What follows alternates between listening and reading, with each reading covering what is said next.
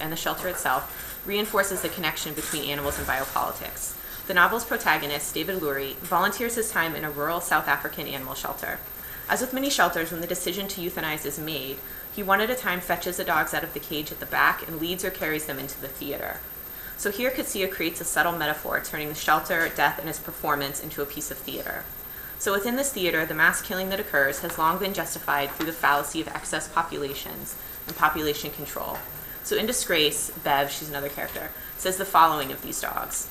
The trouble is there are just too many of them. They don't understand it, of course, and we have no way of telling them.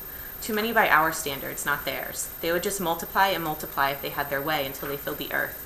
They don't think it's a bad thing to have lots of offspring. The more, the jollier. So the creation of what we can call these excess populations is a fundamental aspect of biopolitics survival as an institution.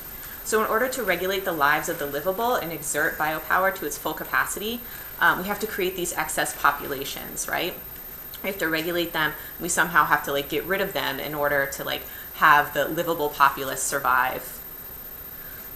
So without these excess populations, biopolitics would cease to function. There would be no way that it could sustain itself.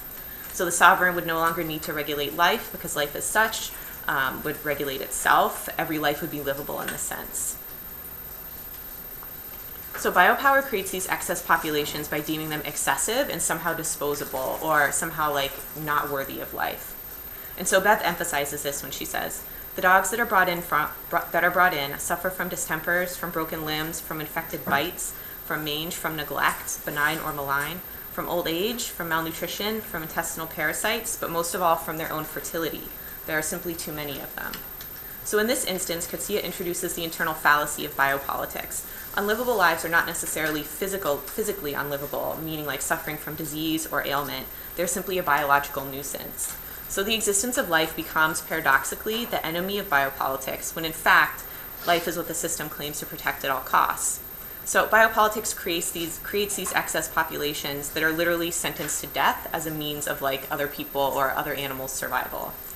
It's a perverse life through death. So in order to more fully understand and appreciate the purpose behind the creation of these excess animal populations, I'd like to discuss post-colonial theorist Ranjana Khanna's article on disposability.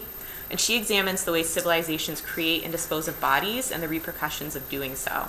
So in terms of the animal, her theory on disposability provides a useful context for thinking about shelter populations. So she claims, there are three strands of thought that emerge from the term disposable: the throwaway object in production, the available income in reproduction, and the sovereign commandment over life, death, and sexual access. So the animal shelter incorporates all three components.